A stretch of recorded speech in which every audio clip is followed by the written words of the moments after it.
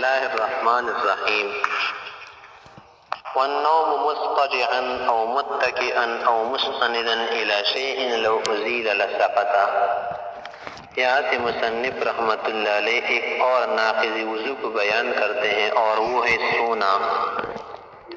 Karot late کر سونا یا تکیہ لگا کر سونا یا کسی اور چیز کو اپنے لیے تکیے کے طور پر استعمال کرنا کہ اگر اس کو کیا کر دیا جائے، ہٹا دیا جائے تو یہ انسان گر جائے تو اس سے بھی کیا ہے، وضو ٹوٹ جاتا ہے. اور وجہ اس کی یہ ہے اصل میں کہ استرخاء مفاصل آ جاتا ہے نیند سے، اور استرخاء مفاصل کا مطلب ہے کہ اعضاء کا ڈھیلے پڑ جانا، اور جب اعضاء ڈھیلے پڑ جاتے ہیں تو انسان کو پتہ بھی نہیں چلتا کہ اس سے ہوا وغیرہ خارج ہو جائے یا کوئی چیز عادتاً. اور جو چیز عادتاً ثابت ہونا اس کو ہم عمومی احوال میں دیکھ کر متیقن پر جو ہے پھر محمول کرتے ہیں. اور نیند کے اندر انسان کی جو قوت ہے، سکت ہے، کنٹرول ہے، مسکا ہے، وہ ثابت نہیں رہتا، ختم ہو جاتا ہے.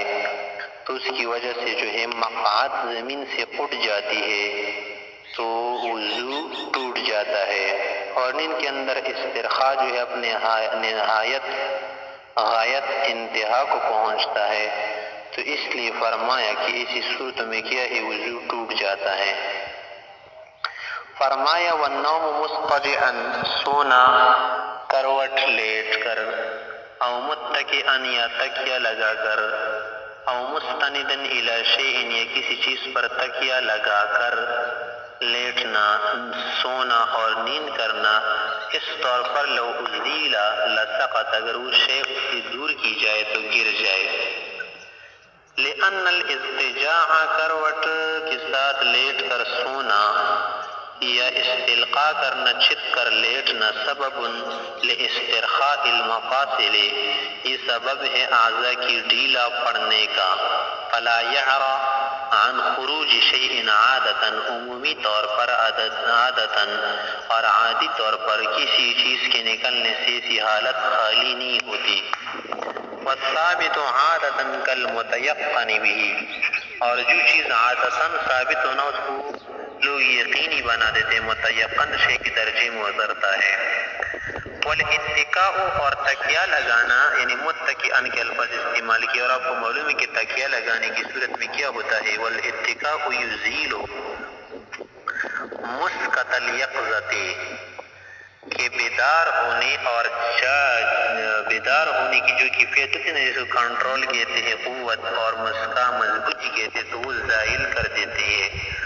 اتکاء کی صورت میں مسکا اور قوت کو جو ہے کیا کرتا ہے، زائل کر دیتا ہے. وجہ یہ ہوتی کہ لزوال المقعد عن الارض، کہ مقعد حصہ جو ہے زمین سے کیا ہوتی ہے، یہ مقعد دور رہتی ہے، زائل رہتی ہے.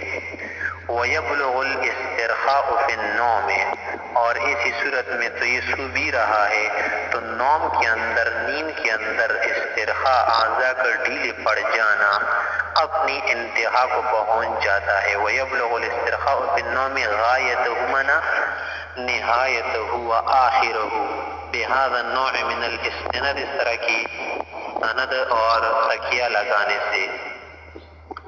غیر ان السند، صرف اتنی بات ہے کہ جو تکیہ یا کوئی چیز یا جس چیز پر ٹیک لگائی ہے، یمنعہ من السقوط، گرنے سے اسے بچاتا ہے، روکتا ہے. اگر وہ چیز ہٹائی جائے تو فوراً گر جائے گا.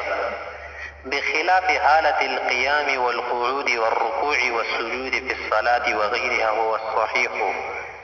ہاں، اگر کوئی آدمی کھڑا ہے یا قاعدے میں ہے، بیٹھا ہوا ہے، آلتی پالتی لگائی ہے، یا کیا ہے، رکوع حالت میں ہے، سجود کی حالت میں ہے، نماز پڑھ رہا ہے یا نماز کے باہر ہے اور نماز جیسی ہیئت پائی گئی، سو رہا ہو، تو پھر اسی صورت میں کیا ہوتا ہے، وہ صحیح ہو کہ صحیح بات یہ ہے کہ اس سے وضو نہیں ٹوٹتا. وجہ یہ ہوتی ہے کہ وہاں پر بعد استمساک، یعنی بعد سکت، قوت، مسکا، کنٹرول اور مضبوطی جو ہے قائم رہتی ہے، باقی رہتی ہے. جب باقی رہتی ہے تو اس کے وضو کے ٹوٹنے کا حکم نہیں لگایا جائے گا.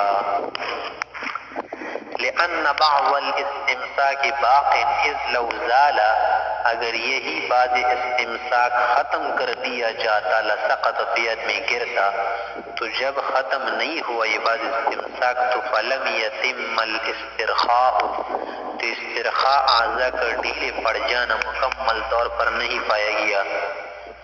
اور اس کے لیے ہمارے پاس دلیل نقلی بھی ہے، اور دلیل عقلی کو جو ہے کیا کر دیا آگے بیان کیا، پہلے بیان کیا تاکہ تنبیہ کرے آئندہ والی علت پر جو کیا ہے آ رہی ہے دلیل نقلی میں. تو فرمایا کہ والاصل فیہ قولہ علیہ السلام، نبی علیہ السلام کا قول ہمارے پاس موجود ہے کہ لا وضوء علی من نام قائما او قاعدا او راکعا او ساجدا، کہ وضو نہیں ہے ان لوگوں پر جو سوئے کھڑے ہونے کی حالت میں، بیٹھ کر رکوع حالت میں یا سجدے کی حالت میں.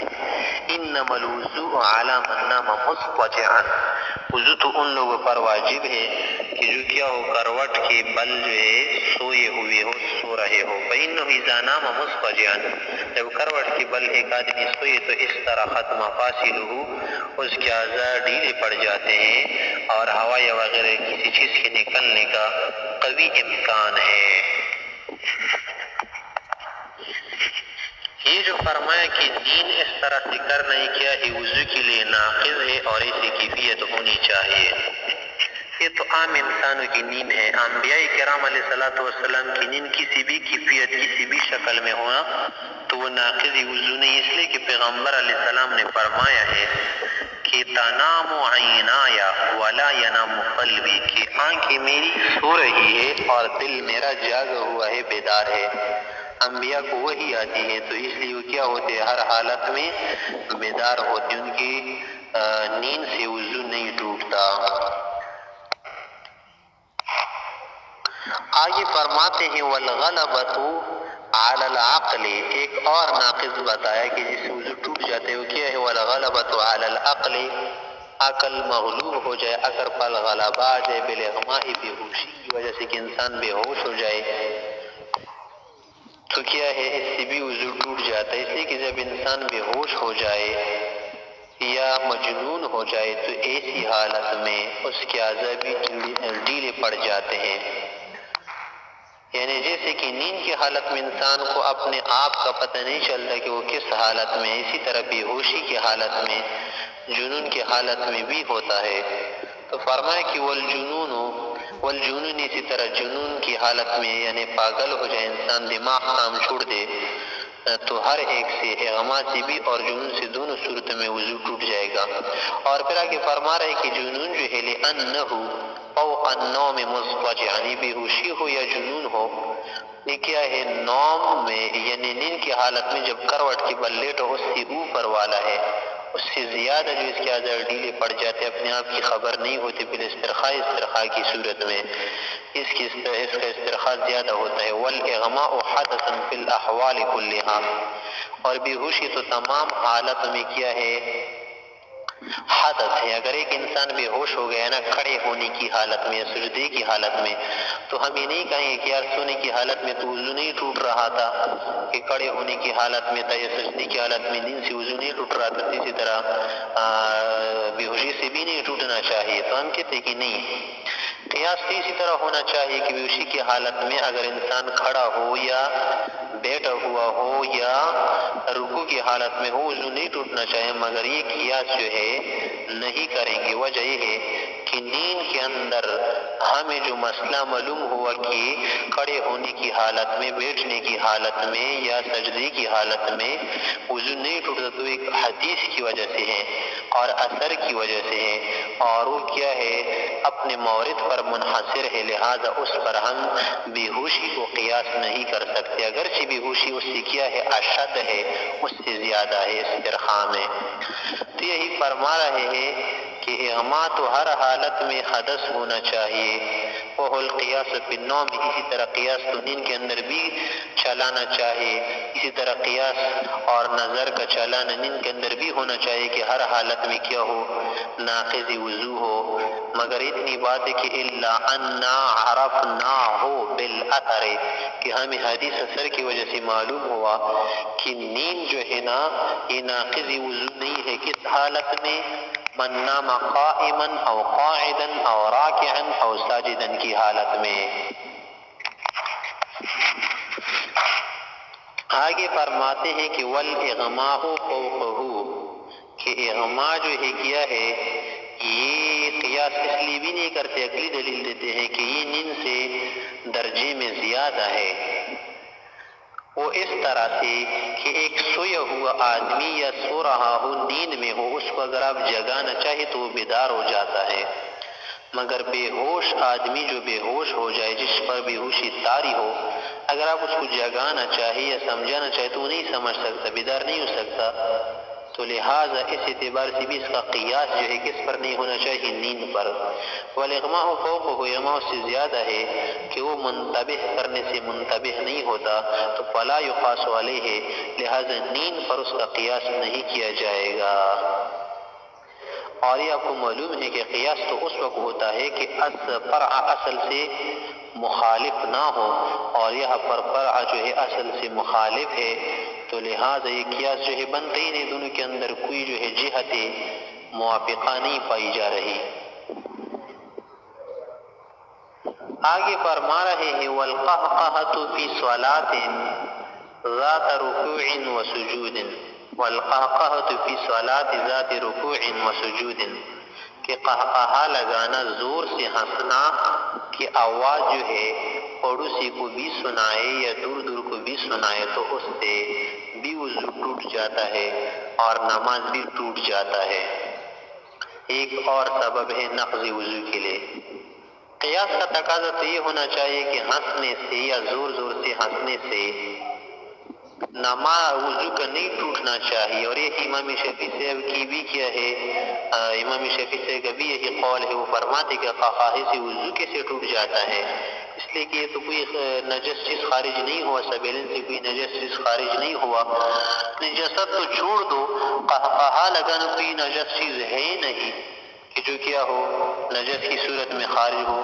اسی وجہ سے تو کہتے ہیں کہ دیکھیں نماز جنازہ کے اندر، اسی طرح اگر سجدہ تلاوت کے اندر یا خارج صلاۃ میں کے اندر اگر ایک آدمی زور سے ہنسے تو اس کا وضو نہیں ٹوٹتا، تو پھر خصوصیت کیا ہوئی کہ نماز کے اندر ہنسنے سے اس کا وضو بھی ٹوٹ جاتا ہے، نماز بھی جاتی رہتی ہے۔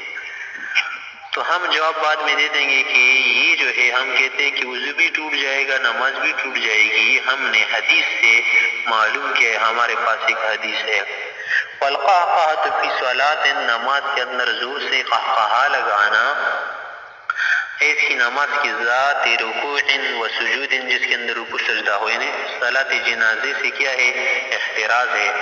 والقیاس، قیاس کا تقاضا، کل کا تقاضا یہی ہے کہ انہا لا تنقض، کی قہقہا وضو نہیں توڑتا، وہو قول الشافعی رحمہ اللہ، یہ امام شافعی کا بھی قول ہے، وہ فرماتے ہیں کہ لأنہ لیس بخارج نجس، یا لیس بخارج نجس، کی کوئی ایسی چیز نہیں ہے کہ جو خارج ہو اور نجس ہو، ولہذا اسی وجہ سے تو کیا ہے لم یکن حدثا فی صلاۃ الجنازۃ وسجدۃ التلاوۃ وخارج الصلاۃ، یہ حدث نہیں ہے اس میں نماز جنازہ میں، سجدہ تلاوت میں اور نماز سے خارج میں۔ ہم کہتے ہیں ولانا قوله علیہ السلام، ہمارے پاس نبی علیہ السلام کا یہ قول موجود ہے کہ الا من ضحک منکم قہقہۃ، کہ تم میں سے جو زور زور سے ہنسے فلیعید الوضوء والصلاۃ جمیعا، وضو اور نماز دونوں کو لٹائے۔ وبمثلہ، اور جیسے حدیث سے نا یترک القیاس، قیاس کو چھوڑ دیا جاتا ہے، اس لیے کہ قیاس کو تو اس وقت لیا جاتا ہے جب کوئی چیز امر تعبدی نہ ہو یا مخالف قیاس نہ ہو یا حدیث وغیرہ سے ثابت نہ ہو۔ والاثر، اور یہ حدیث جو ہے ورد فی صلاۃ مطلقۃ، مطلق نماز کے بارے میں آئی ہے، یہ حدیث کی والصلاۃ، اور یہ نہیں بتایا کہ کون سی نماز، اور آپ کو معلوم ہے کہ مطلق چیز جو ہے وہ کامل اس سے مراد ہوتا ہے. تو فیقتصر علیہ، لہٰذا یہ اس نماز پر منحصر ہوگی جو کیا ہو، فیقتصر علیہ مانا اس نماز پر منحصر ہوگی یہ حدیث جو کیا ہو، کاملہ ہو، اور وہ کیا ہے، ذات رکوع و سجود ہے. اب تعریف کرتے کہ قہقہہ، ضحک اور اسی طرح سے تبسم وغیرہ کسے کہتے ہیں، تو فرمایا کہ والقہقہۃ ما یکون مسموعا لہ ولجیرانہ. قہقہہ وہ ہوتا ہے کہ خود بھی سنے اور پڑوسی کو بھی سنائے جو نماز کے اندر کھڑا ہو. والضحک ما یکون مسموعا لہ دون جیرانہ. ضحک وہ ہے کہ جو خود کو تو سنائے مگر قریبی آدمی کو نہ سنائے. وہ اعلیٰ مقیلہ، اور یہ جو ضحک ہے نا، اس کے متعلق جو کہا گیا ہے کہ یفسد الصلاۃ دون الوضوء، اس سے صرف نماز ٹوٹ جاتی ہے، نماز فاسد ہو جاتی ہے، وضو نہیں ٹوٹتا. آگے فرماتے ہیں والدابۃ، کیڑا، تخرج جو نکلتا ہے، نکلے من الدبر پچھلے حصے سے، ناقضۃ اس سے بھی وضو ٹوٹ جاتا ہے. فإن خرجت من رأس الجرح، اگر زخم کے سرے سے یا اوپر کے حصے سے نکل آئی، او سقط اللحم منہ، یا گوشت کا کوئی ٹکڑا گرے، تو لا ينقض، وضو نہیں ٹوٹتا. اور دابے سے کیا مراد ہے؟ والمراد بالدابۃ الدودہ، اس سے دودہ مراد ہے، کیڑا مراد ہے. وہذا، اور اس وجہ سے ناقض نہیں ہے کہ یہ بذات خود کیا ہے، نجس ہے، بلکہ وہذا اس وجہ سے ناقض وضو ہے کہ لأن النجس ما علیہا، کہ اس کے اوپر ایک نجست لگی ہوئی ہے. وذلک قلیل، وہ اگرچہ قلیل ہے مگر یہاں پر خارج من السبیلین ہے، اور سبیلین کے اندر تھوڑا بہت کچھ بھی نکلے نا تو اسے وضو ٹوٹ جاتا ہے، بخلاف سبیلین کے کہ وہاں پر سیلان وغیرہ کا ہونا ضروری ہے. وهو حدث في السبيلين دون غيرهما، اور ایسا بہت کچھ اگر تھوڑا ہی کیا نکلے، نجس سے نکلے، تو وہ سبیلین کے اندر حدث ہے، اور دون السبیلین میں، غیر سبیلین میں نجس نہیں ہے، حدث نہیں ہے. تو فشبہ الجشاء والفساء، لہذا فشبہ الجشاء، تو غیر سبیلین والی چیز اگر وہ کم نکلی ہے تو وہ کیا ہے، مشابہ ہے ڈکار کے. اگر انسان کھانے کے بعد ڈکار کرے، ڈکار نکلے تو اس سے وضو نہیں ٹوٹتا، اس لیے کہ وہ کیا ہے، غیر سبیلین سے ہے. اسی طرح غیر سبیلین سے اگر تھوڑی بہت کچھ نکلے، سیلان اس کے اندر نہ ہو، تو وہ ڈکار کے مشابہ ہے، اور ڈکار سے وضو نہیں ٹوٹتا. تو غیر سبیلین میں قلیل نجاست جو خارج من الموضع نہ ہو، اس سے وضو نہیں ٹوٹتا.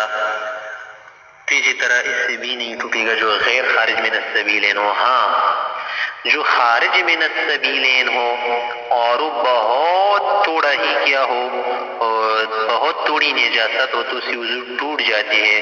تو وہ کیا ہے، فشبہ الفساء، وہ ریح کے ساتھ کیا ہے، مشابہ ہے. آگے فرماتے ہیں جو ریح کے متعلق بتایا کہ کیا ہے، ناقض وضو ہے. یہ اس صورت میں ہے کہ خارج من الدبر ہو. اگر ریح جو ہے خارج من القبل ہو، آگے کے حصے سے ہو، چاہے مرد کے ہو یا عورت کے، تو وہ ناقض وضو نہیں. وجہ یہ ہے کہ خارج من القبل والی ریح جو ہے نا، وہ محل نجاست سے نہیں نکلتی، بلکہ وہ جو ہے ایک رگوں کے اندر خلجان سا پیدا ہوتا ہے، اختلاج، اس سے جو ہے ایک ہوا سے ہمیں محسوس ہوتی ہے یا پانی کا قطرہ سے محسوس ہوتا ہے، بلکہ کچھ بھی نہیں ہوتا. آگے فرماتے گئے عورت مفضات ہے. مفضہ کا کیا معنی ہے کہ جس کے دونوں راستے مل گئے ہو کسی وجہ سے، اگر وہ کیا کرے اس کے اگلے حصے سے ہوا نکلے تو اس کے لیے مستحب طریقہ یہ ہے علماء کے قول کے بمطابق کہ وہ وضو بنا لے. ہو سکتا ہے کہ پچھلے حصے سے ہوا آئی ہو مگر اس کو ادراک نہ ہو چکا ہو، آگے کی طرف گئی ہو، تو اس لیے وہاں پر احتیاطاً وضو کا کرنا کیا ہے، مستحب ہے. فرمایا بخلاف الریح الخارجۃ من القبل والذکر، بخلاف اس ہوا کی کہ جو نکلے عورت کے اگلے حصے سے یا مرد کے اگلے حصے سے، لأنها لا تنبعث عن محل النجاسہ، کہ وہ گندگی کی جگہ سے وہ ہوا نہیں اٹھتی. حتی لو كانت المرأة مفضاة، اگر عورت کیا ہو، مفضا ہو، دونوں راستے مل گئے ہو، تو پھر کیا ہے اس کے لیے یستحب لها الوضوء، اس کے لیے وضو بنانا مستحب ہے. ممکن ہے لاحتمال خروجها من الدبر، کہ یہ احتمال موجود ہے کہ یہ ہوا پچھلے حصے سے اگلے حصے کی طرف سرایت کر کے نکل گئی ہو.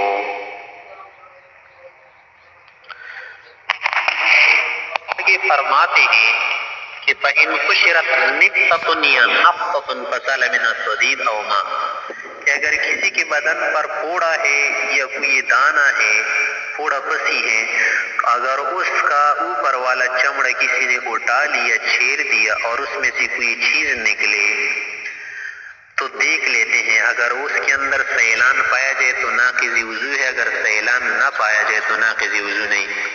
امام ظفر رحمہ اللہ کے نزدیک سیلان ہو یا نہ ہو دونوں صورت میں ناقض وضو، اس لیے کہ اس کے نزدیک سیلان شرط نہیں. اگر بہت ہی تھوڑی چیز نکل جائے پھر بھی ناقض وضو ہے، کہ وہ مخرج معتاد پر قیاس کرتے ہیں. اور مقابل میں ہم نے جواب دیا تھا کہ یہ قول ایسا کرنا کیا ہے، دلائل کے اعتبار سے قوی نہیں ہے. امام شفیع کے نزدیک دونوں صورت میں کہ پھوڑے سے جو پانی نکلے یا پیپ نکلے، دونوں صورت میں وضو نہیں ٹوٹتا. وجہ یہ ہے کہ یہ خارج من السبیلین نہیں ہے. تو جو خارج من السبیلین نہ ہو، وہ سیلان والا ہو یا غیر سائل ہو، سائل ہو یا غیر سائل ہو، بہے یا نہ بہے، دونوں صورتوں میں وضو نہیں ٹوٹتا. فرما رہے ہیں فَإِنْ قُشِرَتْ نِقْطَةٌ، اگر کسی آبلے کا، چھالے کا، پھوڑی پسی کا، کسی پھوڑے کا چمڑا اور جلد اور اوپر والا قشرہ جو ہے اٹھا دیا گیا، اوپر کی پستین کو، پوست کو اٹھا دیا گیا، چھیر دیا گیا، فَسَالَ مِنْهَا مَاءٌ، اس سے پانی بہے، او صدید یا زرد قسم کا پانی جو پیپ کی طرح ہو، او غیر ہو یا کوئی اور چیز. انسال عن رأس الجرح، اگر سر کے زخم کی سر سے بہے، نقض وضو ٹوٹ جائے گا. وَإِن لم يصل، اگر نہ بہے اسی جگہ پر رک جائے، لا ينقض وضو، ہمارے مذہب کے مطابق نہیں ٹوٹے گا. وقال ظفر رحمہ اللہ، امام ظفر نے فرمایا کہ ينقض في الوجهين، بہے یا نہ بہے دونوں صورت میں وضو ٹوٹ جاتا ہے. وقال الشافعی رحمہ اللہ لا ينقض في الوجهين، دونوں صورت میں نہیں ٹوٹتا مطلقاً. اور یہ تو آپ کو معلوم ہے کہ مسئلہ کس کا مسئلہ ہے، وہی مسئلۃ الخارج من غیر السبیلین، کہ یہ مسئلہ ہے اس چیز کا کہ جو نکلے سبیلین کے علاوہ بدن کے کسی اور حصے سے. وَهَذِهِ الْجُمْلَةُ نَجَسَةٌ، اور یہ تمام چیزیں جو ہے پانی ہو یا پیپ ہو یا کوئی اور چیز ہو تو نجس چیزیں ہیں. وجہ ہے کہ لأن الدم، یہ جو بدن والا خون ہے نا، کبھی کبھی ینضج، یہ پک جاتا ہے، فیصیر قیحا، اس سے ریم بن جاتا ہے، قسم کا عجیب قسم کا پانی بن جاتا ہے کہ رنگ بدل جاتا ہے. ثم یزداد نضجا، جب مزید اور پک جائے، فیصیر صدیدا، اس سے پیپ بن جاتا ہے. ثم یصیر ماء، تو پھر اس کے بعد جو ہے پتلا قسم کا پانی اس سے بنتا ہے.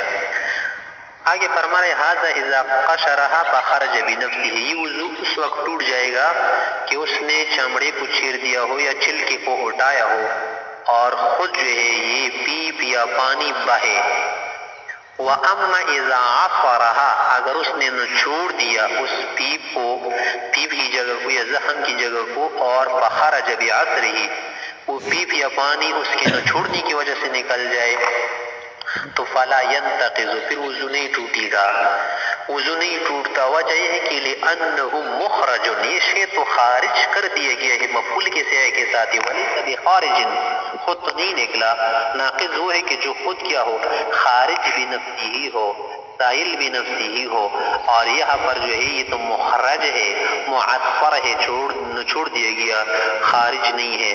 تو لہٰذا اس کے اندر علاج پایا گیا، بیل پایا گیا، کام پایا گیا، ہمارے ہاتھ کا کیا پایا گیا، علاج پایا گیا. اگر ہم نہ نچوڑتے تو یہ نہ بہتا، لہٰذا ناقص نہیں رہے گا. واللہ تعالی اعلم بحقیقت الحال. فصل فی الغسل، یہ فصل ہے غسل میں. وفرض الغسل، غسل کے فرض، فروض یعنی مفروضہ شے عند الاحناف، احناف کی نزدیک کیا ہے، المزمزۃ، کلی کرنا، والاستنشاق ناک میں پانی ڈالنا، وغسل سائر البدن اور پورے بدن کا دھونا۔ ائمہ حنفیہ کی نزدیک غسل کے اندر کتنے فرض ہیں؟ 3 فرض ہیں۔ کلی کرنا، ناک کے اندر پانی ڈالنا اور پوری بدن پر پانی بہانا۔ امام شافعی رحمۃ اللہ علیہ فرماتے ہیں کہ پوری بدن کا دھونا تو فرض ہے، یہ ہم بھی مانتے ہیں، البتہ مزمزہ اور استنشاق یہ غسل کے اندر فرض نہیں بلکہ سنت ہے۔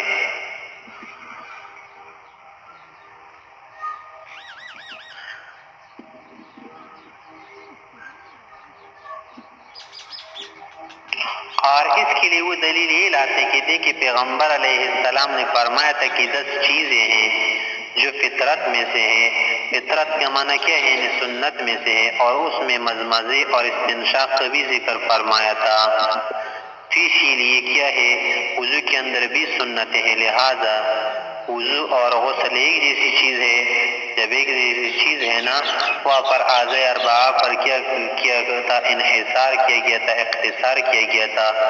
بس یہاں پر تو کیا ہے، غسل بار بار پیش نہیں آتا، اس لیے پورے بدن کا دھونا واجب ہے، البتہ ناک اور منہ میں پانی ڈالنا جو ہے وضو کی طرح کیا ہوگا؟ سنت طریقہ ہوگا۔ ہم کہتے ہیں کہ دیکھیں قرآن کریم کے اندر حکم آیا ہے کہ اگر آپ جنب ہو جائے، جنابت کی حالت میں ہو، تو خوب طہارت حاصل کرو، اور خوب طہارت اس وقت ہے کہ پورے بدن کو دھویا جائے۔ ہاں، بخلاف ان چیزوں کو کہ جہاں تک پانی پہنچانا ناممکن ہو، نامشکل ہو، متعذر ہو یا مستحیل ہو، تو وہ کیا ہے؟ اس سے خارج ہے۔ بخلاف وضو کے کہ وضو کے اندر آپ نے دیکھا ہے کہ وہ چہرے کا دھونا ہے، اور معلوم بھی ہے آپ کو کہ چہرے کے اندر تو مواجہہ پایا جا رہا ہے، مگر منہ اور ناک کے اندر مواجہہ نہیں ہے، لہذا یہ دونوں جو ہے اسی طرح واجب نہیں ہوں گے، جیسے کہ امام مالک نے فرمایا کہ وضو کے اندر بھی کیا ہے؟ دونوں کا دھونا واجب ہے۔ اور ایک مرتبہ نبی علیہ السلام نے خود تشریح فرمائی تھی کہ یہ جو ناک میں پانی ڈالنا اور منہ میں پانی ڈالنا جنابت کے اندر فرض ہے اور وضو کے اندر سنت ہے۔ تو خود نبی علیہ السلام نے وضو کے اندر سنت کے طور پر بتایا، اگر سنت کے طور پر نہ ہوتا تو پھر جو ہے اس کا ذکر سنت میں نہ کرتے، جیسے کہ امام مالک وغیرہ نے اس کو کیا کر دیا؟ واجب سمجھ لیا، فرض سمجھ لیا۔ تو فرما رہے ہیں وفرض الغسل، غسل کے فرض کیا؟ المزمزۃ والاستنشاق وغسل سائر البدن۔ وعند الشافعی رحمہ اللہ، امام شافعی رحمہ اللہ فرماتے ہیں کہ ہما سنتان، یہ دونوں سنت ہے، فیہ غسل کے اندر، لقولہ علیہ السلام، نبی علیہ السلام نے فرمایا 10 من الفطرۃ ای من السنۃ، 10 چیزیں سنت طریقے میں سے ہیں، وذکر منها المزمزۃ والاستنشاق، مزمزہ استنشاق کا بھی ذکر فرمایا تھا، ولہذا کان سنتین فی الوضوء، اور اس کی دلیل یہ بھی ہے کہ دیکھیں کہ وضو کے اندر بھی سنت ہے، تو لہٰذا غسل کے اندر بھی سنت ہوں گی، تو غسل والے طریقے کو قیاس کے وضو والے طریقے پر۔ ولنا، ہم کہتے ہیں کہ قول تعالی، اللہ رب کریم نے فرمایا ہے وَإِن كُنتُمْ جُنُبًا، اگر آپ کیا ہو جنابت کی حالت میں ہو تو فَطَّهَّرُوا، اچھی طرح صفائی حاصل کرو، پاکی حاصل کرو۔ تو یہ فَطَّهَّرُوا کا لفظ امرن بالاطہار مبالغے کے لیے ہے، تو اس کے اندر مبالغے کا مطالبہ کیا گیا ہے کہ مبالغے کے ساتھ صفائی ہو، اور وہ اس وقت حاصل ہوگا کہ وہ تطہیر جمیع البدن، پورے بدن کو دھویا جائے۔ ہاں، الا ان ما تعذر ایصال الماء الیہ، کہ وہ اعضاء یا وہ جگہ جہاں تک پانی کا پہنچانا متعذر ہو تو خارج ہو، اس سے کیا ہے؟ خارج ہے۔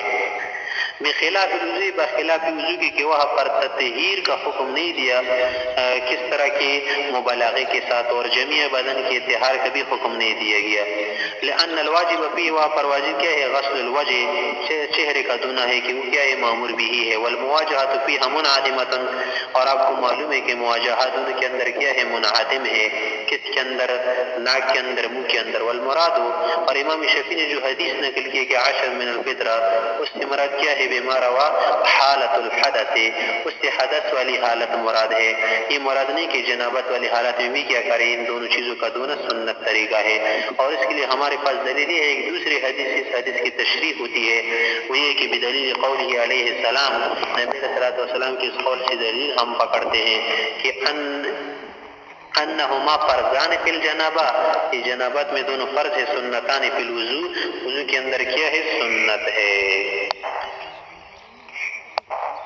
آگے فرماتے ہیں وسنتہ، غسل کی سنت جو ہے فرما رہے کہ نمبر 1 ہے کہ ایبتدی المغتسل، غسل کرنے والا، نہانے والا سب سے پہلے کیا کرے گا؟ فیغسل یدیہ، ہاتھوں کو دھوئے گا، اس لیے کہ یہ آلہ ہے، آلے کا پہلے صاف کرنا چاہیے. اس کے بعد وہ فرج وغیرہ کو دھوئے گا، اعضاء مخصوصہ کو، اس لیے کہ وہاں سے کیا ہوتا ہے؟ نجاست نکلتی ہے، حیض کی حالت ہو یا جنابت کی حالت ہو یا نفاس کی. وَيُزِيلُ النِّجَاسَةَ إِنْ كَانَتْ عَلَى بَدَنِهِ، اگر بدن پر گندگی نجاست ہو تو اس کو دور کرے تاکہ پھیل نہ جائے پانی کے ڈالنے کی وجہ سے. ثُمَّ يَتَوَضَّأُ وُضُوءَهُ لِلصَّلَاةِ إِلَّا رِجْلَيْهِ، پھر جو ہے وضو، نماز کے لیے جو وضو بنائے جاتے اسی طرح وضو کر لے سوائے پاؤں کے، اس کو نہ دھولے. ثُمَّ يُفِيضُ الْمَاءَ عَلَى رَأْسِهِ وسائر جسدہ ثلاثاً، اس کے بعد 3 مرتبہ اپنے بدن پر، سر پر جو ہے پانی ڈالے اور خوب جو ہے دھو لے، صاف کر لے، رگڑ لے بھی. اور پاؤں جو ہے نہ دھولے، وہ اس وجہ سے کہ بعض جگہ ایسے ہوتے ہیں کہ وہاں پانی کھڑا ہوتا ہے تو نیچے پاؤں کے دھونے کا کوئی فائدہ نہیں ہوتا. ہاں اگر پانی کھڑے ہونے کی جگہ نہیں، پانی بہتا ہے تو پھر پاؤں کو دھو سکتے ہیں پہلے سے. ثم يتنحى عن ذلك المكان، پھر اس جگہ سے ہٹ جائے گا. فيغسل رجليه، بعد میں پاؤں کو دھو لے. هكذا حكت میمونۃ اغتسال رسول اللہ صلی اللہ علیہ وسلم، اسی طرح میمونہ بی بی رضی اللہ عنہا نے رسول اللہ صلی اللہ علیہ وسلم کے غسل کے طریقے کو بیان کیا ہے. آگے فرماتے کہ پاؤں کو کیوں آخر میں دھویا جاتا ہے؟ وَإِنَّمَا يُؤَخَّرُ غَسْلُ رِجْلَيْهِ، وَإِنَّمَا يُؤَخِّرُ غسل رجلے، یا وَإِنَّمَا يُؤَخَّرُ غسل رجلے، کہ پاؤں کے دھونے کو مؤخر کیا جاتا ہے یا مؤخر کرے گا. وجہ یہ ہے کہ لِأَنَّهُمَا فِي مُسْتَنْقَعِ الْمَاءِ الْمُسْتَعْمَلِ، کہ شاید یہ آدمی کھڑا ہو، یہ پانی میں دونوں پاؤں جو ہے پانی مستعمل پانی کے اندر یہ دونوں پاؤں ہوتے ہیں.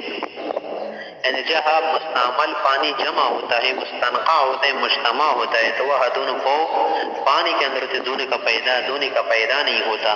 فلا يفيد الغسل، غسل کا پیدا، دھونے کا پیدا نہیں ہوگا، کوئی پیدا نہیں دیتا. حتی لو کان علی لوح، ہاں اگر وہ کیا ہے کسی تختے پر کھڑا ہے، یہ کسی جگہ کھڑا ہے کہ جہاں پانی جمع نہیں ہو سکتا، لا یؤخر، یا لا یؤخر، دھونے کو مؤخر نہیں کرے گا. وانما یبدأ بازالة النجاسة، آخر ہے کہ نجاست کی حقیقیوں کو پہلے دور کیوں کرے گا؟ تو فرما رہے ہیں اس وجہ سے وانما یبدأ بازالة النجاسة الحقیقیہ، حقیقی گندگی منی اگر کوئی چیز گندی لگی ہو تو اس کو پہلے دور کرے. کئی لا تزداد باصابة الماء، کہ پانی کے پہنچنے کی وجہ سے اور زیادہ نہ ہو جائے، بدن پر پھیل نہ جائے.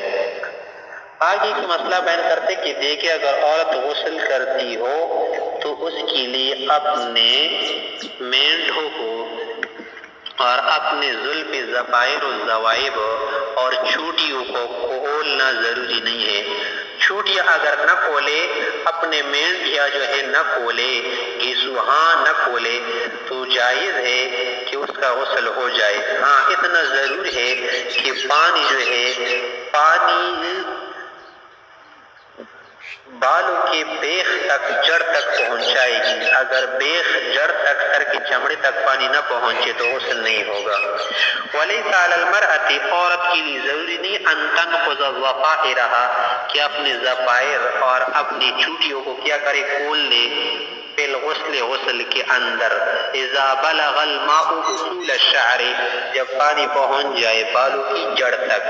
لقوله علیہ السلام لأم سلمہ رضی اللہ عنہا، کہ نبی علیہ السلام نے ام سلمہ بی بی سے فرمایا تھا کہ یکفی کے اذا بلغ الماء اصول شعر کے، یہ کافی ہو جائے گا تیرے لیے جب یہ پانی بالوں کی جڑ تک بیخ تک پہنچے، ولیس علیہ بل زوائبها، اسی طرح اگر اس نے گیسوہا زوائب وغیرہ باندھے ہو اور اس پر کوئی سریش وغیرہ لگایا ہو یا کوئی گوند کہ کسی طرح سے اس کو گوندا ہو بالوں کو، تو اس کا کھلنا بھی ضروری نہیں ہو۔ والصحیح ہو، یہ درست بات ہے، وجہ یہ ہے کہ بار بار کھولنا پھر دوبارہ اس کو کیا کرنا، گوندنا بنانا عورتوں کے لیے مشکل ہوتا ہے، لما فیہ من الحرج، اس میں حرج ہوتا ہے، تکلیف ہوتی ہے، انسان کے لیے مشکل ہوتا ہے۔